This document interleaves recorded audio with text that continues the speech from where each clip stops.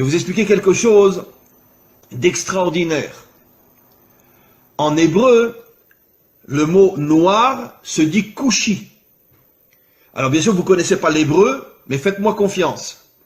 Le mot kushi s'écrit en hébreu kaf vav shin yud. Kaf vav, vous savez qu'en hébreu, chaque lettre a une valeur numérique.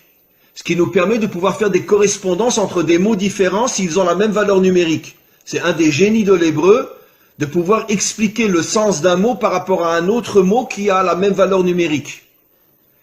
Alors, les deux premières lettres du mot kushi, qui veut dire noir en hébreu, c'est kaf vav, qui a pour valeur numérique 26. 26 est la valeur numérique du nom de Dieu. Le nom de Dieu tel qu'il ne se prononce pas, parce qu'on attend la délivrance pour le prononcer véritablement, c'est un Yud, un Vav, un Yud, un He, un Vav et un He. Et ce nom de Dieu qui figure dans toute la Torah en hébreu a pour valeur numérique 26. Après vous avez Ku, donc Kaf Vav, le nom de Dieu, le véritable nom de Dieu, le véritable nom de Dieu dans le mot, donc qui fait allusion aux Africains, aux Noirs. Et après, vous avez Shin Yud, qui veut dire Yesh.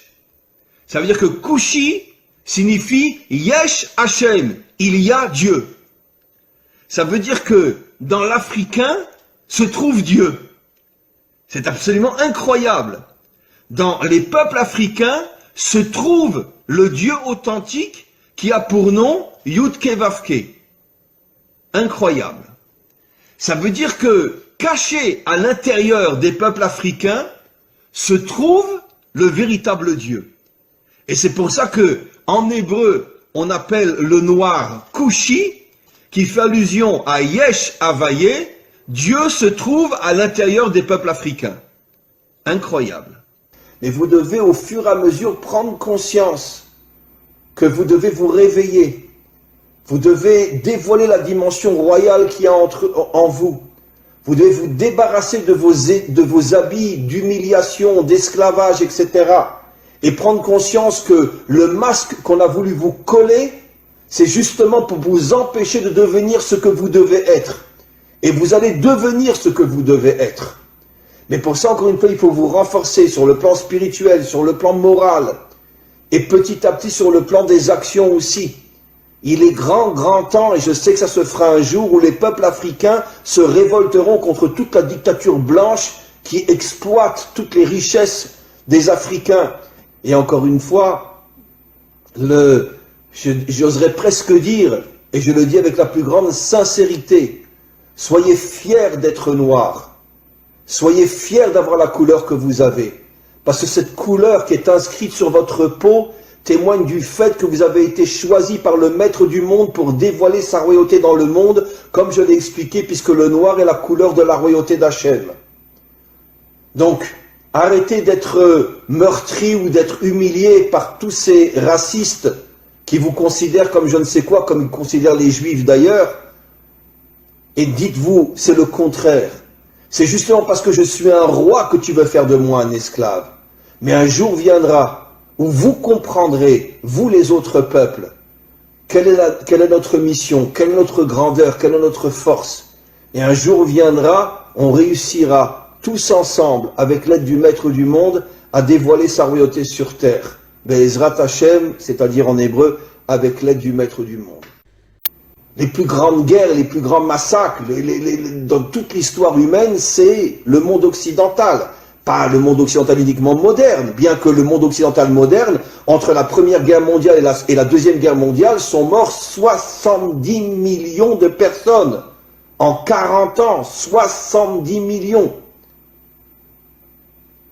Pas en 40 ans de guerre, mais il y a eu la Première Guerre mondiale qui a duré 4 ans, la Deuxième Guerre mondiale qui a duré 4-5 ans. Entre les deux, il y a eu à peu près 20 ans, donc en 30 ans, 70 millions de morts. En deux guerres qui à elles deux, ont duré 8-9 ans. 70 millions de morts, sans compter tout ce qui s'est passé avant. Les croisades, l'Inquisition, la guerre de 100 ans, etc. Donc ce sont vraiment des gens qui vivent, comme on l'a vu précisément dans la paracha de la semaine dernière. Yitzhak, quand il bénit Esav, il lui dit, tu vivras, Becharbecha Tirye, tu vivras avec ton épée à la main. L'Occident, c'est un peuple guerrier. D'ailleurs, j'expliquerai ce soir dans un autre cours qui sera aussi sur mon site, qu'en vérité, c'est la raison pour laquelle le monde occidental a adopté la religion chrétienne qui ne parle que d'amour et de bonté pour se créer une vitrine et cacher son véritable caractère.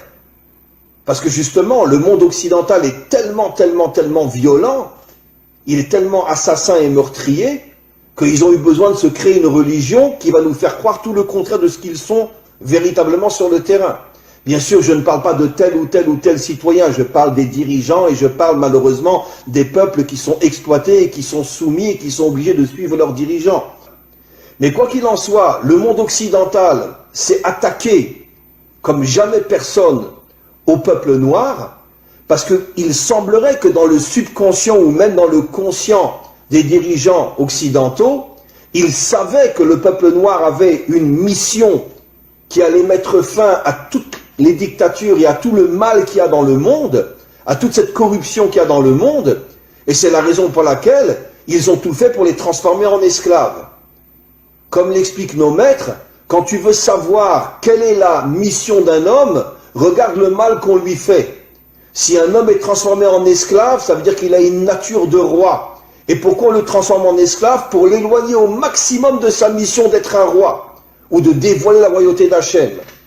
Maintenant, figurez-vous, mes amis, que depuis des millénaires, nos maîtres nous expliquent que chaque attribut divin, chaque sphira, en hébreu sphira, en français attribut divin, c'est-à-dire une qualité divine, là on parle de la malchoute, chaque qualité a une couleur. Et figurez-vous, quelle est la couleur de la malchoute? Noir. La couleur de la malchoute, c'est le noir.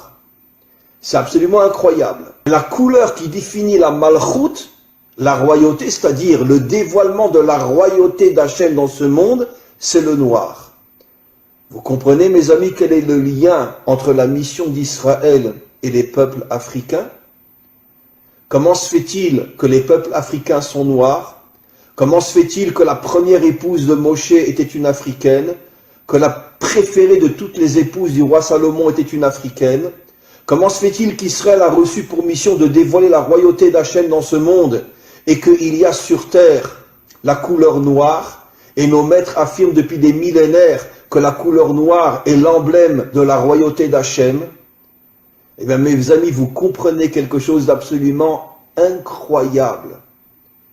Que les peuples noirs, eux aussi, comme Israël, sont en première ligne du dévoilement futur d'Hachem en tant que dirigeant de ce monde.